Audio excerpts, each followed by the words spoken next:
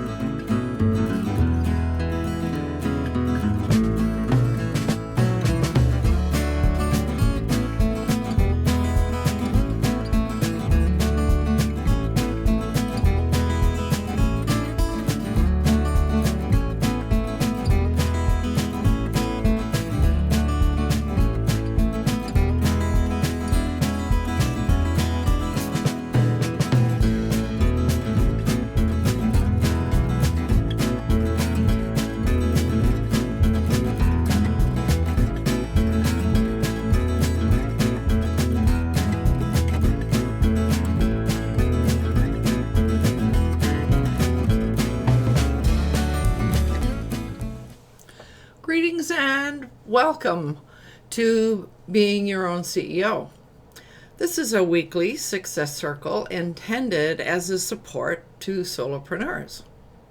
We get together because we enjoy each other's company, but we also like exchanging information and ideas and doing a bit of experimentation. We all give and receive support. You can discover what we stand for by reviewing our operating principles on this page. I want to welcome our viewers and invite them to check in by telling us they're there and where they are and what they do. And so now it's time to invite the members of our panel to introduce themselves. So, Vivek, I guess you were here first this morning. So how would you like to introduce yourself and say what's new with you, anything that you would like to share? Namaste. My name is Vivek. Wake Technology is my brand, and my tagline is Unify, Simplify, Amplify Life. So that's what I like to do.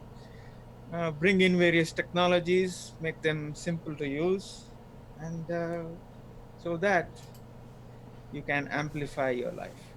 I am at the moment in England, and it's a very hot day here. I am told it's likely to be the hottest day since maybe decades, or I don't know. So it's 28 degrees centigrade inside. Last time I checked, it might have gone up further now.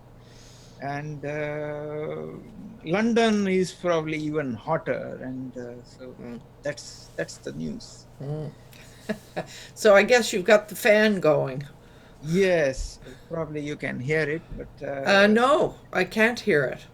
okay. Yeah, and I was going to say that I keep a fan down in my storage, and I haven't yet brought it up into my place because it makes way too much mechanical noise. Yeah. So I've been told that maybe my fan is a little old and I ought to look for some more recent technology, that some of them that you can get quiet ones now.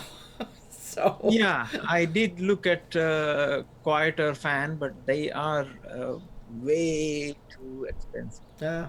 The fan what I have now is 15 pounds, less than 15 pounds. Mm-hmm. It's actually combination cool and heater. I can, in winter, I can turn it Oh, into a. oh, wow. The other one was the silent ones was 300 pounds, Oh, oh, 15 pounds, 300 yeah. seriously. Yeah, that's a little much. Yeah. Well, and of course, probably from where you are and also from where I am here, it doesn't make sense to spend a whole lot of money on a fan because Yeah. there's so few days in the year that you need it. So, oh dear. Well, welcome here, Vivek. Yeah. Nice to Glad to have be you. here. Yeah. And Fred, tell us, tell us. Well, I know where you are, but tell us where you are and what you're up to these days. Yes, Llewellyn. It's sunny day in California, in Southern California, where I am at this point in time, visiting my daughter and granddaughters. They're outside at the moment, but who knows? You may hear them in the background from time to time if my mic is on. I'm normally in Victoria, Mm-hmm. where you are, but I've been spending the past few weeks down here, and it's been wonderful. I could share with you some of the things we've done, but my normal occupation, and I've been working on it even while I'm here, is helping young people with their skills in leadership and communication skills. And I set up online sessions with homeschool children at the moment, and it's been wonderful. Mm. I have a couple of pictures that I can try and share. Oh, please do. Uh, and one was that I visited Roland, and I have Oh, pictures. cool. So, Yeah. so let me see if I've got that up on the We're screen. hearing a very loud fan noise right now. That would be Nathan. Yes, I think so. Yeah. Now I have to they share my screen. I've got to get back to. Now that I've got that on the screen, I've lost the. Well, that's not it. Where's the Zoom? I'm finding. Where's my Zoom? Is that it? Oh, there we are. I think. Yeah. All right. And share screen. And that one. And share that one. So you should see a picture shortly, if it's working, of Roland and myself and his wife Beverly. Are you seeing that? You are. Yes. Now, How yeah. cool is that? Yeah. We were having Chinese food that his wife Barbara brought in after work. So, but I Aha. spent the day with him. I was there from about 11:30 in the morning to it was probably 8 at night. So we had a very interesting day, interesting chat. It's a wonderful meeting Roland in person. And as I said before, it's the first person out of this group that I've met face to face, and it happens to be in California. And there are people local in Victoria that I've never met. Met face to face. Yeah, but it Well, was wonderful. Fred, I promise when you get back to Victoria, you and I are going to meet and have a coffee and a conversation together. I think that would be wonderful. Uh, I have a couple other pictures that I can try and Yeah, share. yeah. This is Hearst Castle. That is my granddaughter, Devon, my daughter, Tiffany, and my other granddaughter, Rowan, in the indoor pool at Hearst Castle. Oh This my. was this. Hearst Castle is a very interesting place to visit. I was surprised. I didn't expect to even go there. It's not a touristy thing. But Mm. the history there, this was one of the waiting rooms in Hearst Castle. A lot of the tapestries on the wall, tapestries, are very, very historical. They're from, the Middle Ages, so to speak. He Mm. imported a lot of Mm. interesting artifacts. This is sort of in the front. There was this was now an elephant seal. We also saw elephant seals. They go up to 2.5 tons, these elephant Oh seals. my word. They're enormous, and Mm. they happen to come up on the beach. And there's at the campsite my granddaughter, Devon and Rowan sitting Mm. on a tree. So that's been what I've been up to recently. So I'll try and stop sharing Yeah. now. So Wow. those are some photographs, including Well, just really wonderful to see the photo of you and Roland, Roland and Barbara. Isn't that her name? Barbara. That's Barbara, yeah. right. Yeah. It was wonderful. It was a great experience to go and Yeah. visit and spend the day with Yeah. him. Right on. Cool. Well, thank you for sharing that. And yeah, it will be fun to see you back in Victoria, though I understand why you're there. And it's good to see that you're having some good family time. Right on. So I thought I saw Nancy coming in here. Did I see her? I did. Nancy, I think you were next. Would you like to introduce yourself? Sure. Good morning, everyone. Thanks for being here. Sorry for being a bit late. I'm caught between a couple of client appointments, but I'm happy to be here. Very happy. I'm Nancy Kreitz. I'm a holistic nutritionist and energy worker and Qigong instructor. And I help people create a lifestyle that they love for a lifetime. And my whole belief system is less is more. And I know people have cupboards full of supplements that they can't remember what they're for or why they're for. And by taking them, they're really not serving themselves in any way. So what I like to do is make it super simple and take that whole cupboard of supplements and let's get it down to 2 or 3 bottles of good quality product that will serve you well. And as well, create a lifestyle and some really simple, doable dietary recommendations. But again, simple, simple, simple. And 80-20, 80% of the time you're doing your best, 20% go on out and have some fun at the Beagle. But anyway, that's a local pub. Well, I was going to say I think we're going to have to share what the Beagle is. It's the pub in Cook Street Village where I live, and Nancy lives in Cook Street Village as well. Or close. So local, I'm closer than she is, but you are it's much handier for you. Yeah. But it's a place you can walk to. Yeah. But anyway, so that's what I'm about, and just helping people improve their lives in a way that's really doable and affordable. So, but you didn't say the company that you work with, and so I'm going to say it. Nancy promotes and works with people, helping them learn how to use USANA supplements. And I have to tell you that I've been using USANA supplements and products for a number of years. Good. I'm glad to hear it. And so it shows. And the big thing about, I will just give a little plug here because it's really important to understand, along the philosophy of Bruce Lipton's Biology of Belief, and his latest talks last week in Nanaimo, which I didn't attend, but I understand the whole new thing is about cellular health and the mitochondria. The mitochondria is the energy center of the cell, and it will determine our lifespan, our day-to-day living. And by the USANA products and every thought we think and everything we put in our mouths and every action we do communicates with the cells. So these products as well go directly into the mitochondria of the cell, and they nourish it, they protect it from free radical damage, and they renew it by releasing toxic old material and repairing damage from free radicals, oxidative stress, which is what sadly our world is all about right now. Thanks a lot. Well, I just noticed that you never mentioned the name of the product. I guess I should. Yes, you should. Okay, thank you for the feedback. I tend to be a little bit like, should I say it out loud? And they have amazing skincare, so it's beauty from the inside out and the outside in. Right.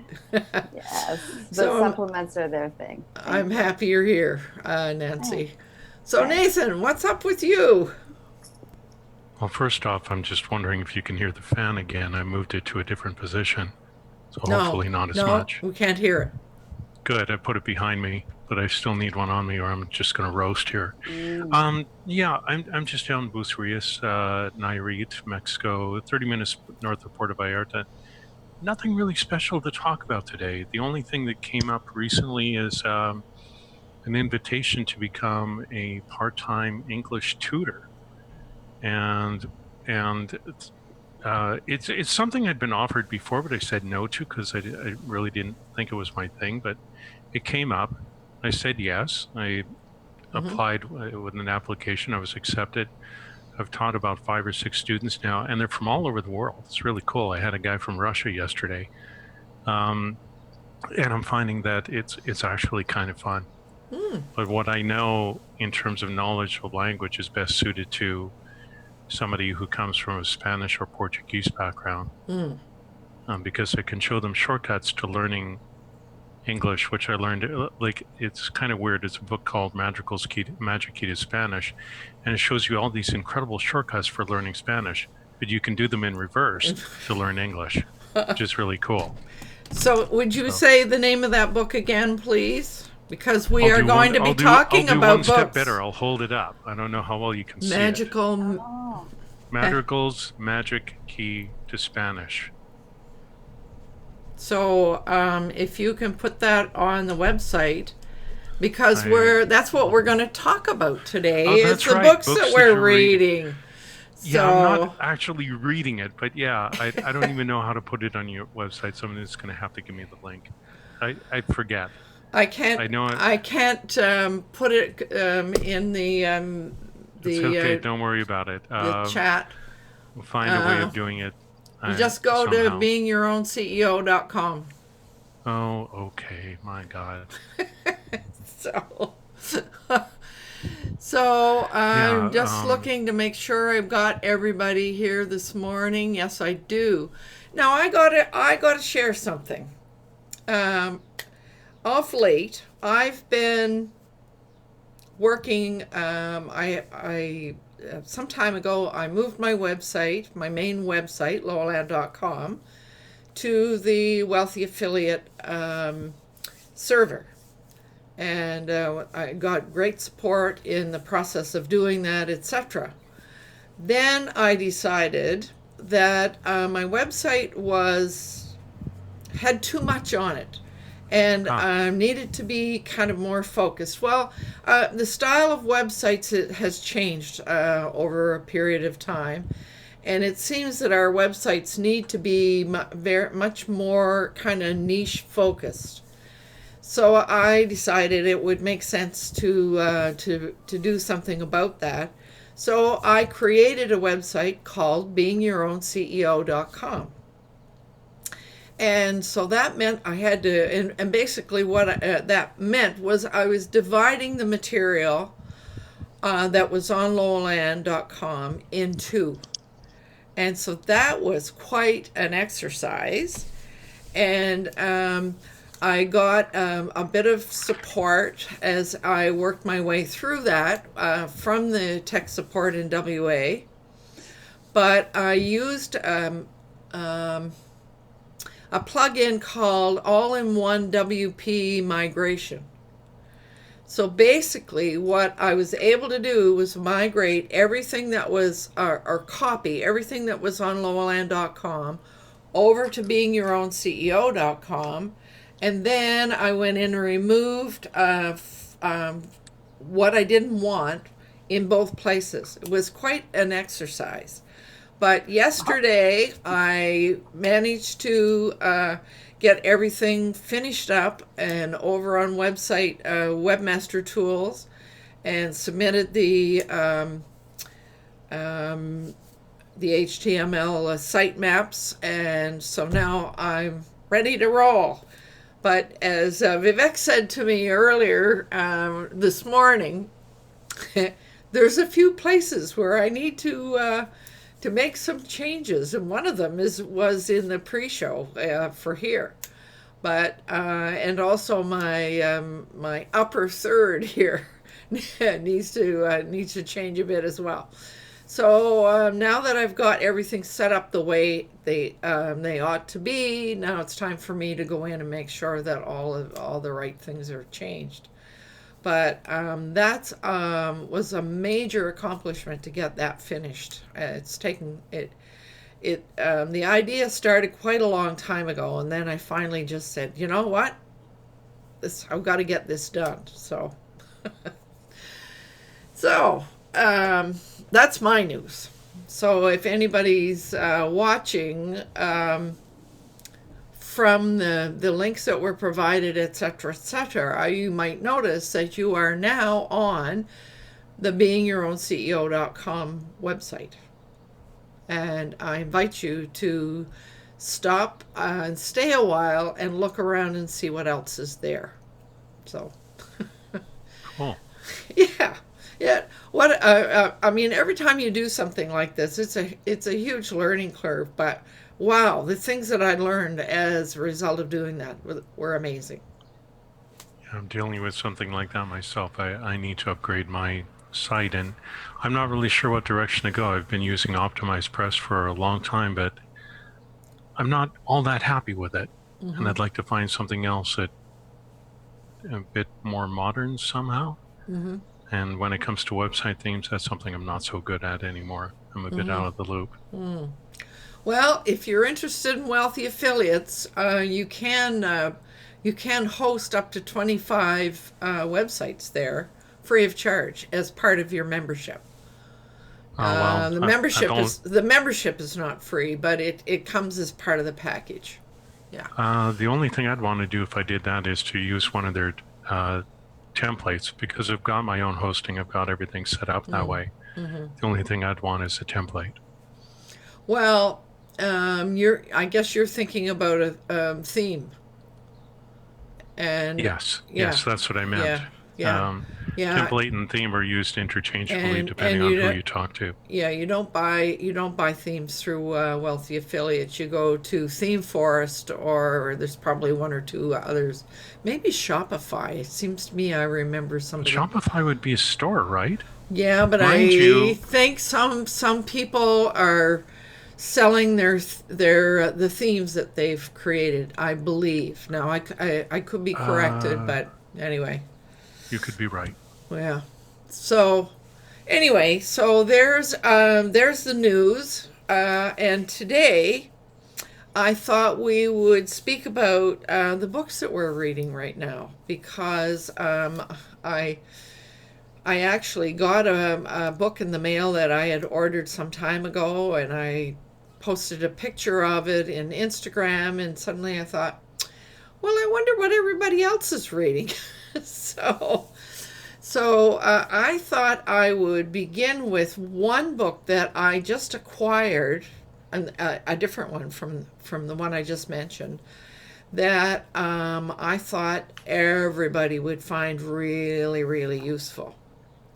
So one of the couples that I follow on YouTube, they're called Geeks on Tour. Chris and Jim Guld, I think their last name is. And I participated in their webinar. They do a Sunday webinar, and they talk about their learning webinar. It's called What Does That Button Do? And they make their living at showing people how to use their smartphones and their tablets and that kind of thing. And they do it in the RV world. They're RVers themselves, and they go from one RV place to another, and quite often are hired to, do some seminars for the people that are staying there then. So it's amazing. Yeah, and they have a home base in Florida. And they also have an RV, and I've seen some of their videos, their webinars, that they've hosted right from their RV. So it's kind of fascinating. However, Sunday they did one that was about Google Photos, and Chris is a Google, what do you call them? A Google, she's a top, that's right. It. She's a top contributor for Google Photos. Okay. And she has written a book, and she was yesterday she was talking about the She wrote the first book back in 2 or 3 years ago, 2016, and decided that there were so many changes that had been made, it was time to do another edition, an updated edition. So because I happened to be on her in their live stream on Sunday, she offered she was talking about QR codes, how to do them, what they are, how to create them, how to work with them, etc. So as a demo of her QR code, she offered a QR code on screen that allowed me to download an advanced copy of her book about Google Photos. And the book is called Mrs. Geek's Guide to Google Photos. Mrs. Geek. And it's, how many pages? There's over like 127 or 30 pages. And so I sat down last night and just to, look into it, see what's there. Is this something I would like to recommend to people? Is this something I would like to talk about? And what I discovered is that she has, throughout the book, she has made use of QR codes. And for anybody who doesn't know what a QR code, it's a block of funny designs. And you point your phone at it, and the phone will take you to a website. So she makes use of those throughout the book, so that if she's talking about something and she knows that they have done a webinar about that topic, she puts the QR code in the book so that you can just point your phone at that QR code and watch that video that shows you specifically how to do that one specific thing. So That's actually a really cool idea. It is. It works really well. So in terms of but I have a question about it. So the QR code, does it point to a print tutorial or is it a video? It pointed to, it points to a video. Perfect. In the book, but in the webinar Sunday, it was a PDF, pointed to a PDF that I was able to get. Yeah, it would be more valuable with a video than a PDF, in my opinion, because you could put the PDF in a book. Mm-hmm. But the idea of using a QR code, man, I wish I'd known about that. Well, it didn't exist when I did a book years ago. That would have been awesome if I'd been able to do that. Yeah. It's a brilliant idea. I like it. Yeah, it is. But I want to get back to the topic. I want to say that let's see, how far did I get? Oh, I got in as far as page 30. So where she talked about how what this is all about, how it's set up in 3 different sections and so forth, and gave some very basic information that you need to know about the Google storage of photos and all of that information that you need. And just in those 30 pages, of course, I had my phone sitting there, and I went in and I discovered 3 or 4 things that I didn't know about. Now, I'm not new to using Google Photos. I've been using them for quite a long time. But, it's just an example. Even if you're a regular user or a casual user, there's information in here that would be extremely valuable.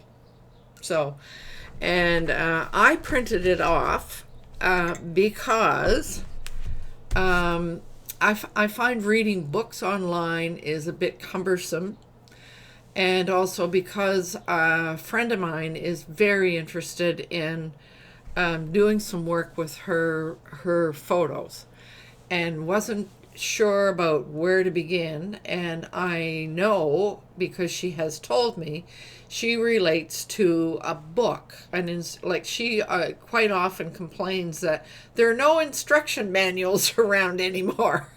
It's all online. So I printed it off both for my benefit, and when I'm finished with it, I'll pass it on to her. So it'll be for her benefit as well. So it's in. I have it in a big book, and you can see it's not small. So, but I certainly found so far some very useful information there. So that's the first thing that I have to share. Now, does anybody? Let's do some alternating. I know some others have some books with them. So, who would like to share something that they're reading right now? Are you? Oh, Fred. Okay, go ahead. All right. I got 2 books from my daughter who lives in Victoria before I left, and she said, "Dad, you would enjoy this one," and she was right. She normally knows me very well. And it's Born a Crime by Trevor Noah. Mm. Now, if you know who Trevor Noah is, he's now the host of The Daily Show for almost 3 years, took over from Jon Stewart. And he's a South African comedian. Mm-hmm. But his background really resonates with me because I lived in South Africa for 22 years. Mm-hmm. And I left in 1985 when apartheid was still very relevant and still part of the world.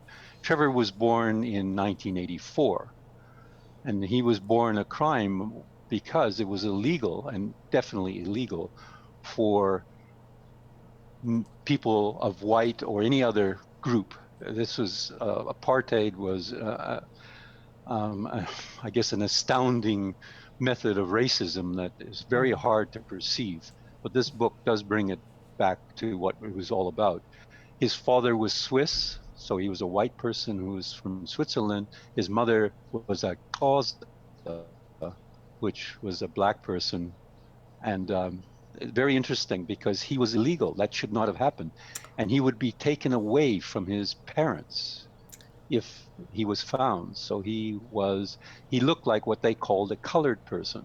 In South Africa, they had another range, and the challenge that he had was he didn't fit into any group. Yeah. Because his father was white, and he also went to white schools. Ultimately, as apartheid broke down and was removed, he was able to go to schools for a variety of reasons. So when he went to a school, he didn't fit in with the whites, even though he could speak English very well and learned English. He didn't fit in with the blacks, even though he could speak about 5 black languages, because he didn't look like a black because he was mixed, lighter skin than a black. And he didn't fit in with what they called the coloreds because he looked like a colored, which was a mixed race person, but they had different culture. And so he was an anomaly, total anomaly, and had to be hidden.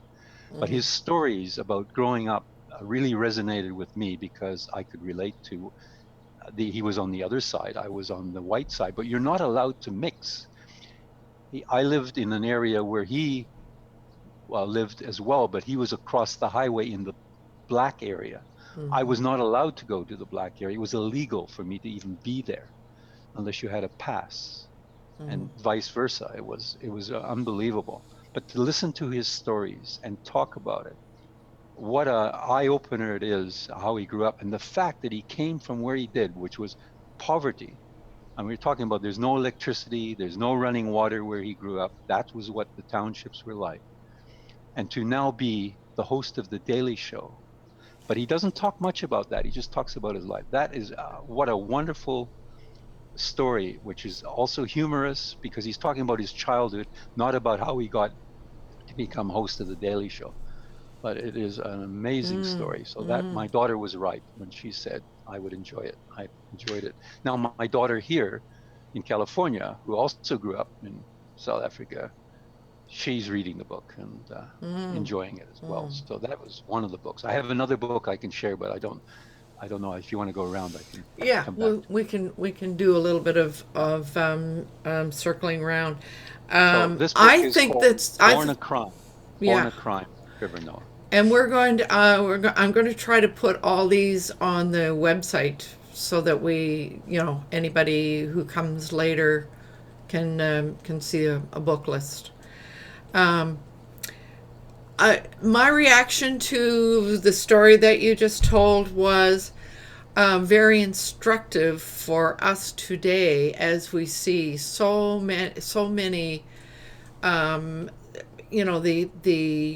the tendency toward creating walls around and separating people, etc., etc. I think that would be well worth a read and would be very instructional for us.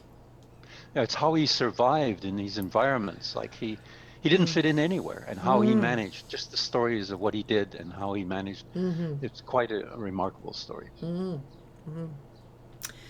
Well, and I have a very little tiny connection because the choir I belong to, the Getting Higher Choir here in Victoria, started out singing freedom songs from South Africa. So a big part of our choir repertoire are South African and Zulu songs. So, which we all really love singing. They're really, really energetic and really neat to sing. So, oh, that's cool. Well, thank you, Fred. Is that the one you finished? Yeah, you must have finished it if you said your other daughter's reading it, right? Oh, that's great. So, Vivek, I thought I saw you waving, and I remembered you saying you were going to get up to get your book. Yes, this is a book. It's called as Inner Engineering. Oh, yes. By this person, Sadhguru. He's a well-known personality internationally. He's Indian. He's one of the 50 most influential Indians. Wow. Of course, India is so populous, billions of people are there, but of the 50, he's one of them. Yeah, this book talks about actually, we have engineered our lives, our surroundings to make life easy, but we haven't engineered ourselves. There is a lot of technique that is available, and this book talks about the inner engineering. Engineer yourself. Engineering essentially means you make use of what you have to get the best out of, achieve the most. So that's what this book talks about. And he does, he has a course, 5-day course, where you go and stay in the ashram and so on, and go through the most striking point is he talks in terms of technology, engineering, and modern day business, and so on and so forth. Not a old-fashioned bearded saint to be found in Himalayas or anywhere. No, he is very grounded in today's life, and talks about, I mean, no wonder he is the most influential, one of the 50 influential people. So, yeah. And of course, you can find lots of YouTube videos by the same person. I've watched numerous of those, and find his work very interesting. But I find it kind of, it makes me smile, that his book is called Inner Engineering. And guess what? Vivek's background is he's an engineer. So it's not surprising that you're very attracted to his work. But Yeah. he is I would say he is spiritual as well. I mean, He is spiritual. it's not just about technology. I mean, yeah. The book talks about spirituality and so on, and he makes a very precise distinction between being spiritual and being religious. Yeah. He separates them completely and says being spiritual has nothing to do with being religious. In fact, it's the opposite. By being religious, you are saying this is the thing and that's the ultimate truth, and there's nothing more to it, and that's it. It's in that whatever book, scripture, whatever. That's religion. Spirituality is exploration. You're trying to figure out what's going on. Why am I here? What am I doing on this planet? Why? And so on. So yeah. Well, since you raised the subject of religions, I went to my pile here and pulled one off the bottom, and this one is humongous. And it is a Ken Wilber book, and I don't know, some of you know that I'm a real fan of Ken Wilber. So this is about the religion of tomorrow. Subtitle, A Vision for the Future of the Great Traditions. And I'm only just a few pages in, so I really can't sort of tell you. I'm not far enough in to tell you what the main theme is, other than his own subtitle. But Ken Wilber is an American philosopher who my favorite, the first book of his that I read was called The Theory of Everything. And then I think there was another one called The History of Everything. And he's one of these people who can take all of the learned studies and integrate all that stuff into and make it sort of digestible by somebody like you and me. So his work is I use his concepts in my coaching work as well. So but it is very intimidating, the size of this book. But it looks as though your book is it's a good size as well. Yeah, right on. So what about Nathan? Are you reading anything for fun or for illumination or inspiration these days? You have muted, Nathan. There we go. Unmuted. Okay. I'm not reading it for inspiration so much. I'm reading it because when this tutoring thing came up, I knew that I had a major ace if I could find that book. And so I went on to a couple of forums down here and I put up, say, hey, I'm looking for this. Does anybody have it? Because I didn't want to buy it and try and get it shipped from Amazon. Big pain in the butt. And as it turned out, somebody had it and said, yeah, I've finished reading it. You can pick it up for free, but you got to go downtown to Puerto Vallarta, to a restaurant called Nacho Daddy. And if you can hear the joke in what I just said, you can appreciate. I didn't get it until I was actually sitting in the restaurant. Somebody went by and said, Nacho Daddy, and burst out laughing. And then that's when I got the joke. But it's literally called Nacho, as in daddy. And that's where I was, where I picked up that book. But the purpose of picking up the book is because I came across it years ago and I should have kept it. Don't know why I didn't. Mind you, I travel a lot. Things go by the wayside. Anyway, it contains really cool shortcuts to learning Spanish. And what a lot of English speakers don't know is that you know probably a couple thousand different words in Spanish without being aware of it. So give you an example is the word mascara. Well, in Spanish, the word is máscara, and it means mask. Exactly the same word, different pronunciation.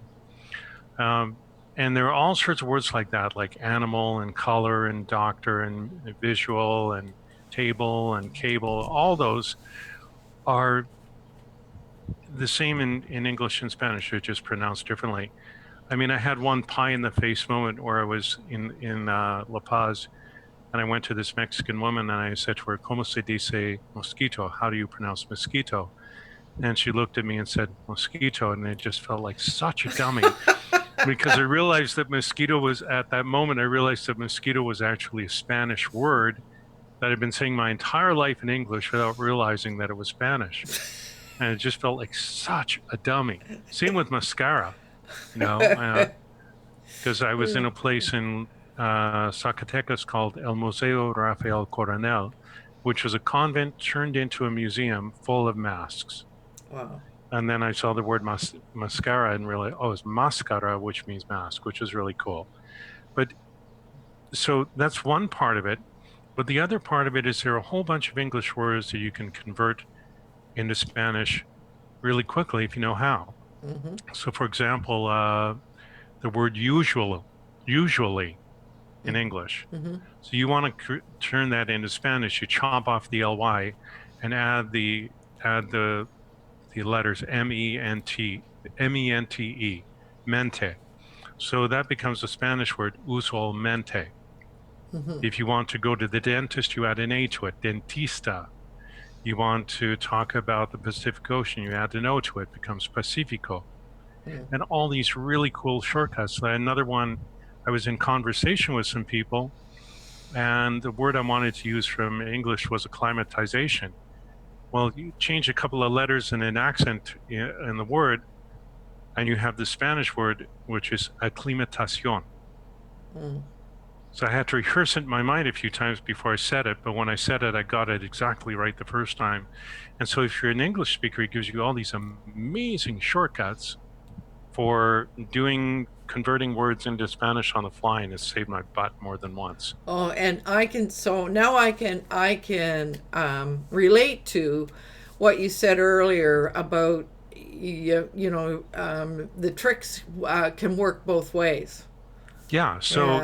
So as an example, in reverse, as I'm saying to the Spanish and Portuguese students, mostly Spanish though, is like, let's say I want to convert the word universidad into English, which is university in Spanish. So I remove the DAD, I add TY, and I have the word university. So I can go backwards. And so with all of these words, Pacifico, again, I just remove the O and I have Pacific. Dentista, remove the A to have dentist. And so it's really cool. Usualmente, remove the mente and add the ly, and I have usually. So it's really cool. So I've been showing, and I stumbled on a list online of all these cognates, as they call them. And I'm writing an article about it for this italki site because it will allow me to get extra promotion on their site for some of the stuff I'm doing. I'm going, cool, an open door.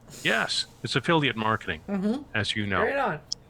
Yeah, so that's what's going on. That is so cool.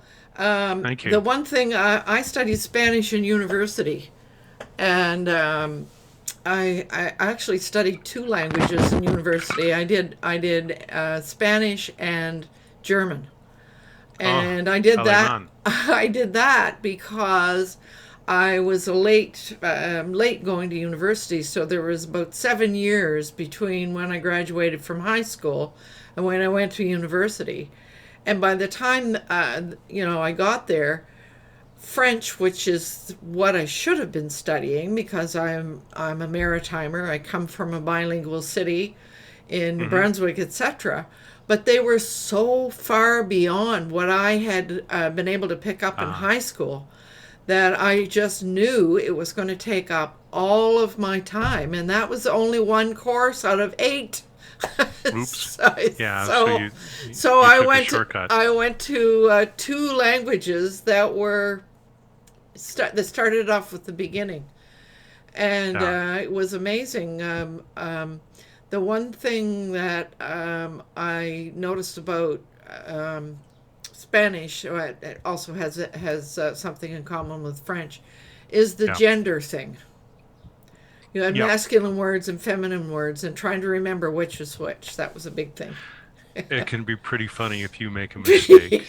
Yes, I know. I mean, one of the funniest things this is a book called Vallarta on 49 brain cells a day, and they're all fictional stories. But there's one where this guy, the author is Gil Evans, and he's talking about being at a party and talking to the host about how much he loves seafood. That's rich and it's cheap and it's delicious and all this, but unfortunately he used the wrong word. The word for seafood is mariscos, and the word that he used was maricones, which is an unsavory term for gay men. Oh dear. Oh God. And I Yes. burst out I was sitting in my favorite restaurant when I read that. I burst out laughing. I was laughing so hard the tears were pouring down my face. Well, the same night, I was reading another story where these 2 guys were having a conversation, and one said to the other, "Maestro Lorenzo es un pendejo," which translates, and I just learned that curse that morning, which was Master Lorenzo is an asshole, and I burst out laughing and nearly fell off the bed. Oh dear. Yeah, you can It's you can get into trouble with Oh, language. very, very easily. Like the time that I was saying I need a plug for my apartment, I used the wrong word and called the plug a whore. Uh-oh. And my friend looks at me, my Mexican friend, you said a bad word. So, really? What? And she wouldn't tell me.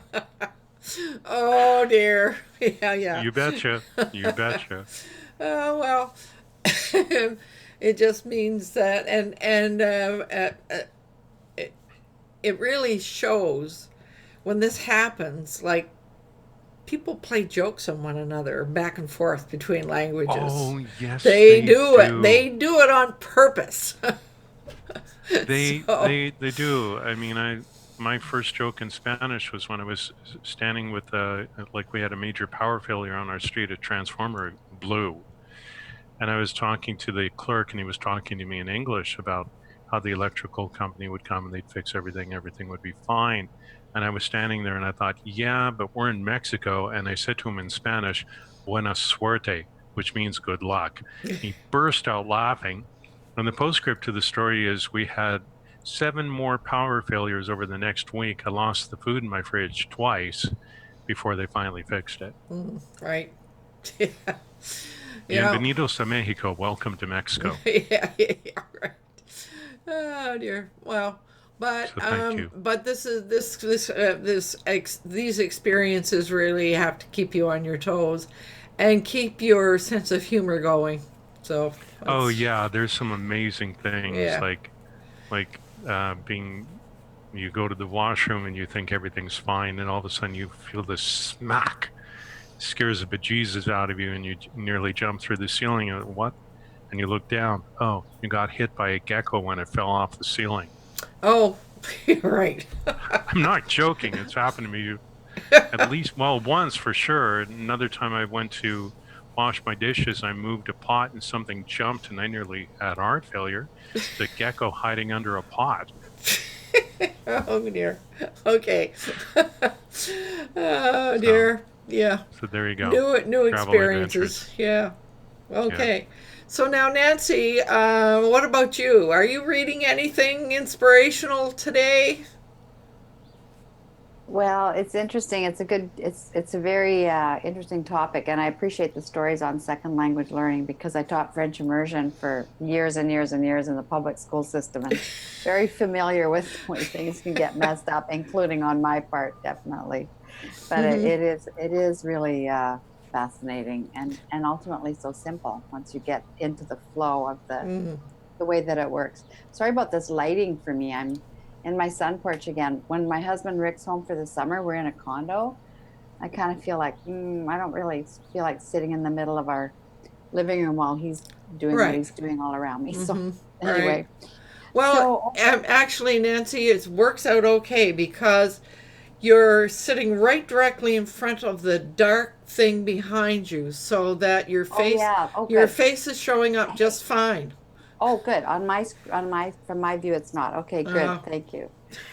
So, I think having been a meditator since, whoa, here comes my age, since 1970, and being really involved in the mystical, autobiography of a yogi, Maharishi work, on, and then moving into different areas of that practice and reading and reading and reading.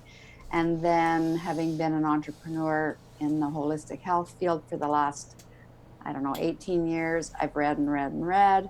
So I'm finding now I'm avoiding reading. So if a friend says, oh, you should read Darren Hardy, or you should read whoever, I like to go back to just for a little bit here and there is Nathan Hill,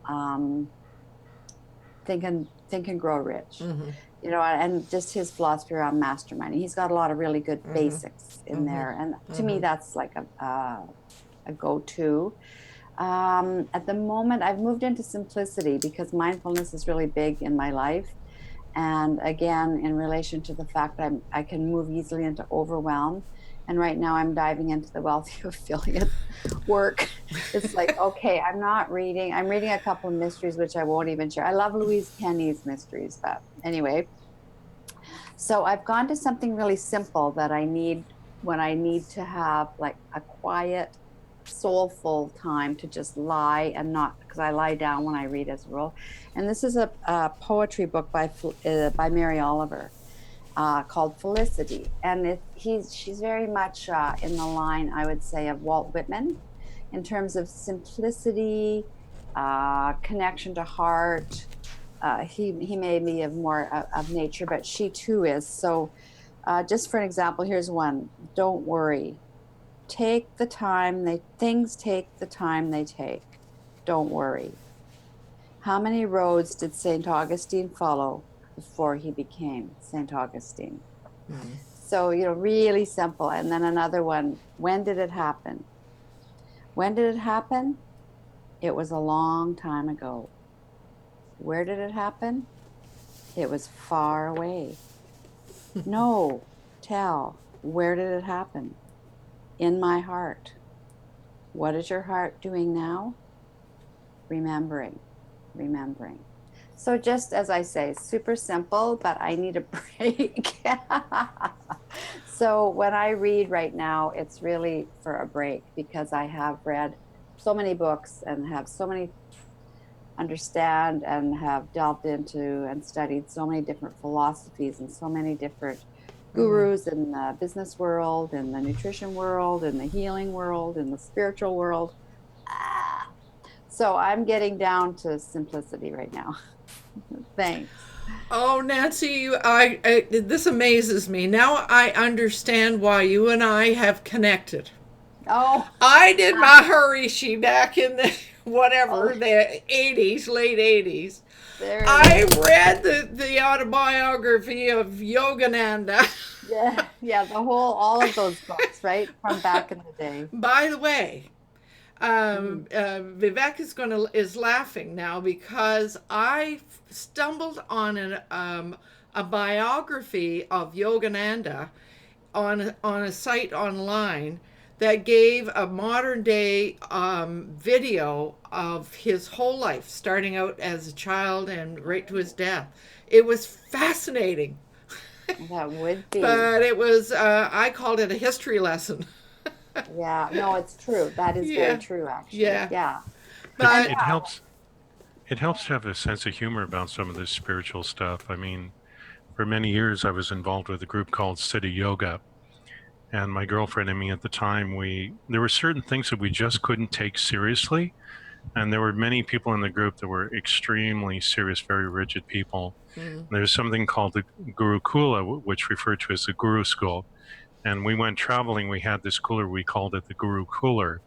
We referred to the group as City Yogurt at times. And there was a prayer mat that we used to use called an asana. which we nicknamed as an arsena. Oh God. And it was, we just couldn't help Hey. ourselves. We were just so irreverent. You're a little cynical for sure. That's Yeah. hilarious. Yeah, well, I mean, the group, there were so many people who just couldn't, they just couldn't let go. They just couldn't have fun. And well, we were Yeah. Well, no, notorious for that. You're right. And I've become a little bit, I don't want to use the word snob. I've been there, done that. Like somebody said to me, oh, are you interested in going up to the spiritual, whatever it was? Yeah. You know, one of those booth trade shows up in Nanaimo. I said, been there, done that. And they kind of looked at me like, what? I'm like, yeah, I've spoken at those things. I've had booths at those things. No, thanks. With a bit of Just saying. deference to Vivek, there's an ongoing joke to do with that whole spiritual thing. Is that have you encountered that East Indian dude, Binder Dundat? Oh God. Okay, now you're pushing it. Yeah, you're pushing it. And it gets worse. I mean, if you really want to explore some of this, then I suggest you check out some of the books of he's dead now, is Donald Jack, who wrote a whole bunch of novels to do with a character called Bandy, Bartholomew Bandy, who was a pilot in the Second World War. And there are all sorts of hilarious puns in there, like that Vivek would appreciate. There was one, the Maharaja, but he would spell it Jhamjahar, the Maharaja of Jamjar in the state of Djelsybhad, the Maharaja of Jamjar in the state of Jelliesbad. Gives you an idea of where I've been. Yes, It does. it does. Well, but Nancy, I just bring us back to books. Guess what? Oh, look at you. Look at you. There it is. I mean, So- you know what I'm talking about, right? Yes. It's so simple and beautiful. And Absolutely. So really, I was going to read a very short passage that really spoke to me because I walk the beach a lot. So there's one little piece that says, at the edge of the ocean, I say, I have heard this music before, saith the body. Yeah. beautiful. Yeah. Yeah. So it's just that super. Oh yeah. Do you get it? You get it, little lamb. Yeah, I do get it. But I might also share how I got into that.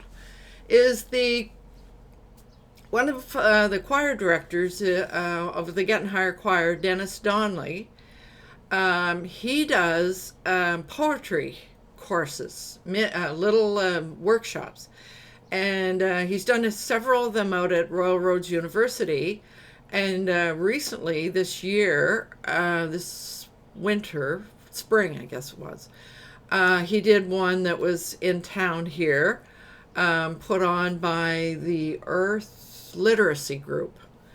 And he called the session something like, Healthy Planet or something like that.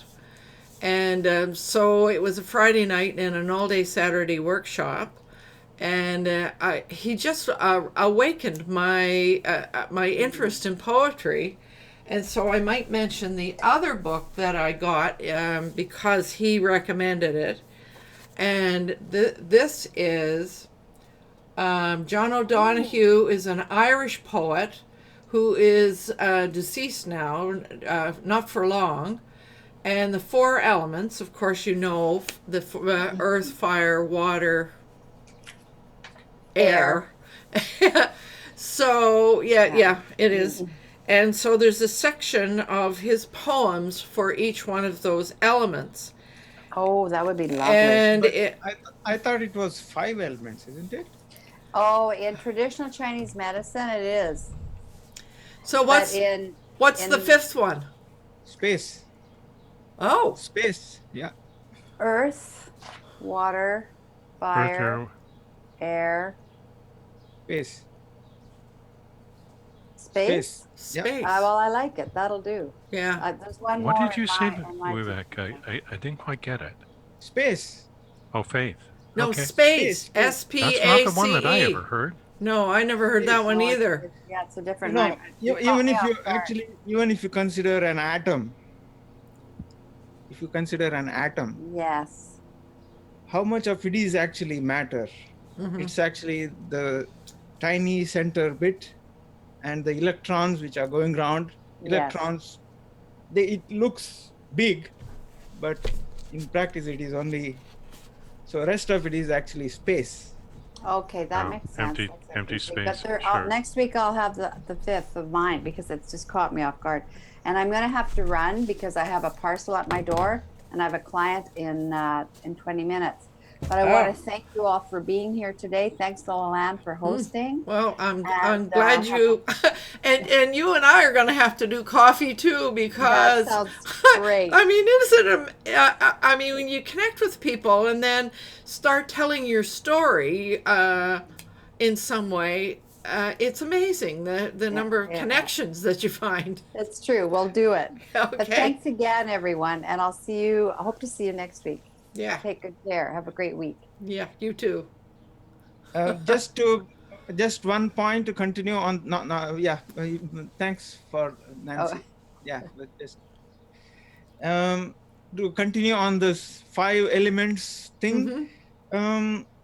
Every day I do a process called as Bhuta Shuddhi, which is cleansing the 5 elements. Oh. That's part of the yoga that I do. I start with that and then do the exercises and ends in the meditation. So that's the sequence. So cleansing the 5 elements. 5 elements. I'd like to learn a little bit more about that, Vivek. Yeah. So I have 2 more books here, but Fred, what about you? Did you have another book that you did? You had another book that you would you mind sort of telling us about it? Certainly. I'm going to have to leave. I know you. I'm just looking at the time. I know that you have other commitments as well. Yeah, this is a book that my daughter also lent me, the one in Victoria. If you know the man who wrote this, he's an Israeli historian. He wrote both of these books. The first book was Sapiens, which was the history of humankind from 13.5 billion years ago, sort of from the Big Bang up until present day. That was Sapiens. This is his follow-up book, which was also originally written in Hebrew, but now been translated. It's a very interesting man, Yuval Harari, and this book is a history of tomorrow, which takes from today what he expects to happen in the next 100 years. And it really, just reading the back, it says it asks the fundamental questions: where do we go from here, and how will we protect this fragile world from our own destructive powers? And Homo Deus stands for, well, the first book, Sapiens, says how did the Homo sapiens take over? Because there were some other, the Homo erectus, etc. Some of them had more brain power than we did, but and he explains from a historian's point of view all the trends and what happens. Now he takes those trends and says, with what's happening in the world with artificial intelligence and everything that's coming, what he expects. Now I'm only 200 pages into the 300 and something pages, so I cannot say I finished the book, but I'm looking forward to this because I'm working with young people, and those young people are going to face exactly the changes that are happening in the world, and that's why I find this book fascinating. The one thing I will say in his, I guess, how popular these books are, was that when Brexit happened and when Donald Trump got in, the fellow who runs TED Talks, what's his name? Chris Anderson, I believe. He said, of all the people, I want to know what's going on in the world. I don't understand. Why is Donald Trump getting in? Why is Brexit happening? The best person I can think of is Yuval Harari, and ask him, because he has a perspective that very few people have on why we do what we do in the world and what causes it. And so he interviewed him for about 40 minutes, which is unusual for TED Talks, but just said, please explain to me why we're doing what's happening in the world. And, so Yuval, so it's a very fascinating book from a historical point of view, why we've done what we do and what's going to happen in the future if we continue. So Homo Deus is a very fascinating book. That sounds like very much worth a read from my perspective, because I, on the side, I watch a lot of stuff in the Gaia network online, and that's all about where we came from, what's going on, archaeology, anthropology, all of that. So that's a book I'm definitely going to be reading. So thank you. So the two books, Sapiens and then this book, are the both of them. Yeah. And they are international best-selling book. They've been very popular. I'm going to have to say adios. Yes, I know you have another meeting. That word is correct. I'm not sure.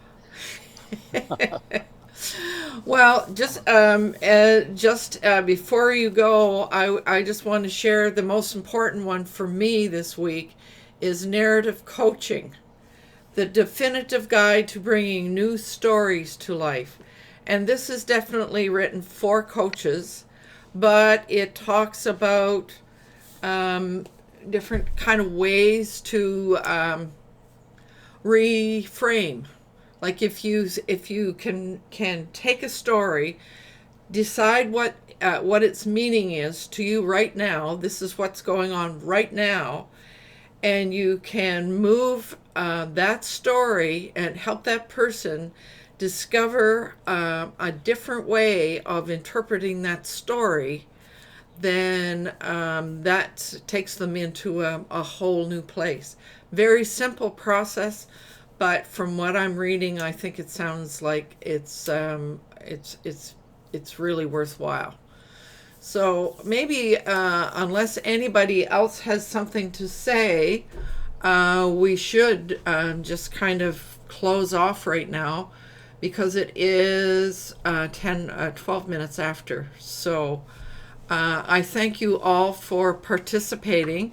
Please do hang around for some discussion afterward if you like.